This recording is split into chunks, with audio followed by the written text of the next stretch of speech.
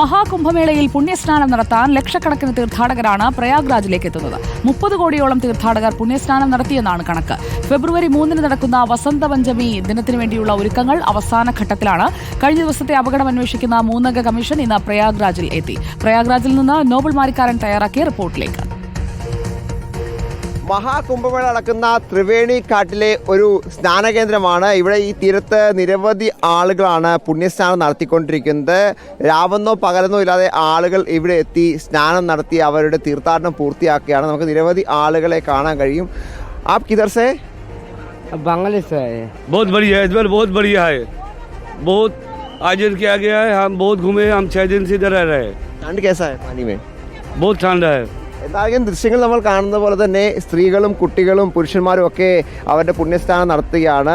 നല്ല തണുപ്പുള്ള വെള്ളമാണെങ്കിൽ പോലും അതൊന്നും വകവയ്ക്കാതെ തീർത്ഥാടനം പൂർത്തിയാക്കാനുള്ള ശ്രമമാണ് നടക്കുന്നത്. ഇത്തരത്തിലുള്ള നിരവധി ഘാട്ടുകളാണ് 25 സെക്ടറുകളിലായുള്ള ഈ കുംഭമേള നഗരിയിൽ ഒരുക്കിയിരിക്കുന്നത്. അതീവ സുരക്ഷയും ഇവിടെ ഉണ്ട്. കാരണം നമുക്ക് ഈ പ്ലാസ്റ്റിക് കൊണ്ട് തീർത്ത ബാരിക്കേഡ് കാണാൻ കഴിയും. അത് മറികടന്ന് ആർക്കും പോകാൻ കഴിയില്ല. അതിനപ്പുറം ഗംഗാനദിയിലെ ഒഴുക്ക് നമുക്ക് ദൃശ്യങ്ങളിൽ തന്നെ കാണാവുന്നതാണ്. നല്ല ഒഴുക്കുണ്ട്. കുട്ടികളൊക്കെ ഈ തണുപ്പിലും അവരുടെ സ്നാനം നടത്തിക്കൊണ്ടിരിക്കുകയാണ്. അത്തരത്തിൽ അതീവ സുരക്ഷയിൽ ഒപ്പം NDRF അടക്കമുള്ള ആളുകൾ, അതോടൊപ്പം തന്നെ വള്ളങ്ങളൊക്കെ നമുക്ക് കാണാൻ കഴിയും. എന്തെങ്കിലും ഒരു സാഹചര്യം ഉണ്ടായിക്കഴിഞ്ഞാൽ അതിനെ ആവശ്യമായ രീതിയിൽ രക്ഷാപ്രവർത്തനം നടത്താൻ വേണ്ടിയാണ് ഈ വള്ളങ്ങളൊക്കെ ഒരുക്കിയിരിക്കുന്നത്. അതോടൊപ്പം തന്നെ ഗംഗയ്ക്ക് കുറുകെ നിരവധി പാലങ്ങൾ ഈ 25 സെക്ടറുകളെയും ബന്ധിപ്പിക്കുന്ന നിരവധി പാലങ്ങൾ ഉണ്ട്. ആ പാലങ്ങളൊക്കെ നമുക്ക് കാണാൻ കഴിയും. അതോടൊപ്പം ഇടയ്ക്ക് ഈ പുഷ്പങ്ങളും അതോടൊപ്പം തന്നെ ഈ പ്ലാസ്റ്റിക്കിൻ്റെ സാധനങ്ങളൊക്കെ ഒഴുകി വരുന്നുണ്ടെങ്കിൽ അതെല്ലാം കോരിയെടുത്ത് മാറ്റി നദിയെ വൃത്തിയാക്കുന്നതിന് വേണ്ടിയും സന്നദ്ധ പ്രവർത്തകരുണ്ട്. അത്തരത്തിൽ വലിയ ക്രമീകരണങ്ങളാണ് ഇവിടെ ഒരുക്കിയിരിക്കുന്നത്. ദൃശ്യങ്ങളിൽ തന്നെ കാണാൻ കഴിയും. ഒപ്പം മറ്റ് ദേശാടന പക്ഷികളൊക്കെ പറന്നു പോകുന്ന കാഴ്ചകളൊക്കെ അത്ര മനോഹരമായ കാഴ്ചയാണ് എന്താണെങ്കിലും പ്രയാഗ്രാജിൽ നമുക്ക് കാണാൻ കഴിയുന്നത്.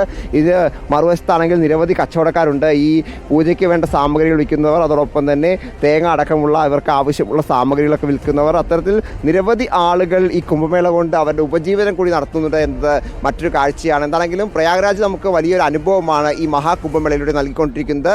മഹാകുംഭമേള നടക്കുന്ന പ്രയാഗ്രാജിൽ നിന്ന് വീഡിയോ ജേർണലിസ്റ്റ് നന്ദു പേരാമ്പ്രയ്ക്കൊപ്പം reporter Nobel Marikkaran, in reporter.